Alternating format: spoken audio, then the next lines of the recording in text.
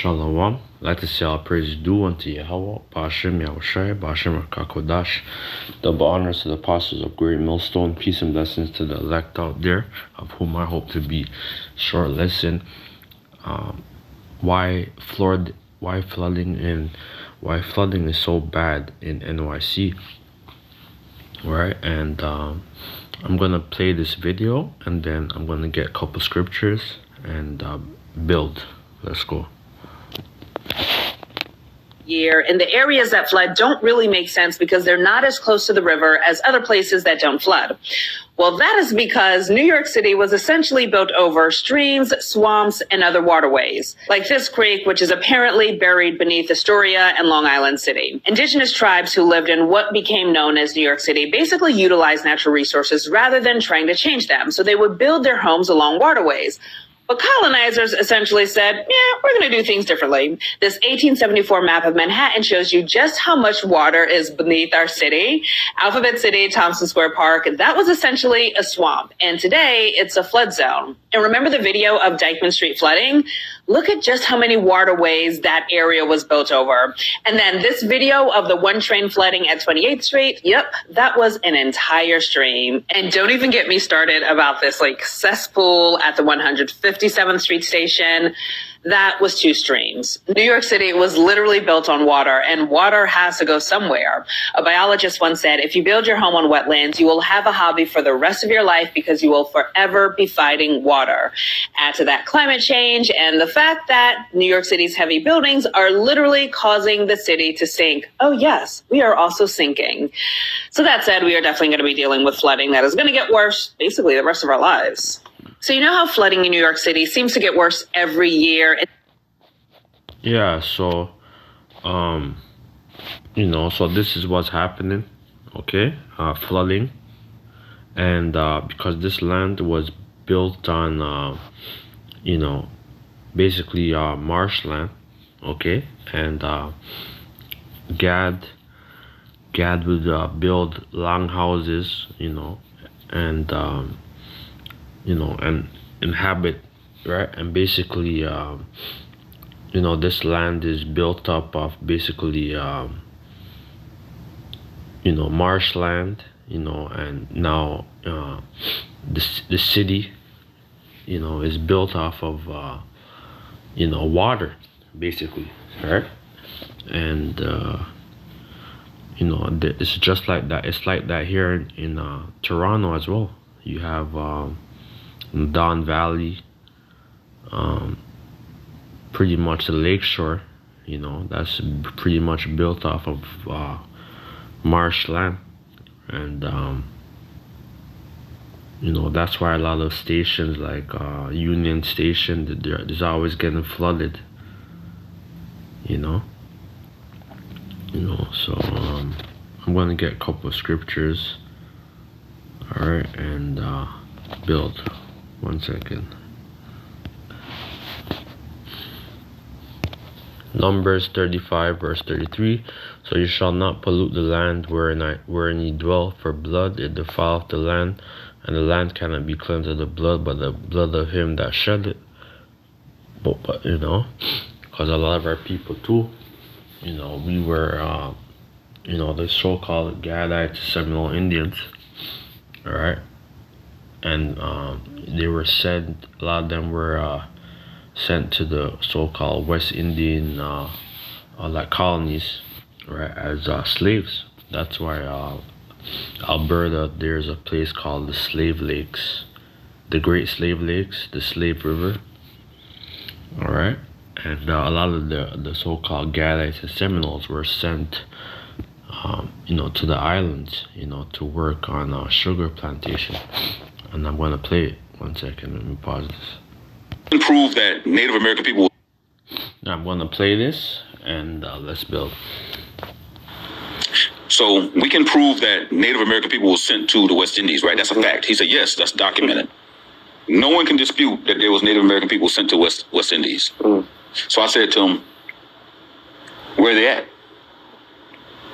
Where are the people who look like the Indian people here in America? Where are they at in the West Indies? Where's this group of people who look like the quote Seminole people today, the Creek people today, the Cherokee people today. It's a good question. Yeah. The Lakota, because see, I'm attacking them now because now it becomes a problem. Like, oh, you know, no, stop. If they sent millions of Indians over to the West Indies, 1680 to 1750, let's just simplify it and say they just sent 51,000. How are you going to send 51,000 people to Jamaica, Cuba, Dominican Republic, Antilles, Antigua? Name all of the countries and islands that make up the West Indies. It wasn't 51,000. Wow. Again, they said they sent more Indians over to the West Indies than they brought African people here. So there have to be a way more Indians over in the West Indies than there is people in America. Where are they at if they look like the people we see today? Just common sense questions. Yeah, and pretty much, you know, the tribes, you know, the Gadite tribes, a lot of them, you know, and Seminoles were sent to the West Indies, and vice versa. And pretty much, you know, you had the Arawak Indians, the Taino Indians, a lot of them, they were sent like to the Caribbean as servants and slaves, you know, throughout Portugal, Spain, throughout the like throughout Europe as well, right? And this was a curse that would befall us if we disobeyed the Heavenly Father. You know, let me play. This is actually a good site. You know, let me play this. I haven't played because I want YouTube to strike my video. Numbers 35. Yeah. You know, let me get that Deuteronomy 28. Because this would be the curse that would befall us if we disobey the Heavenly Father. Alright, Deuteronomy 28 verse 64.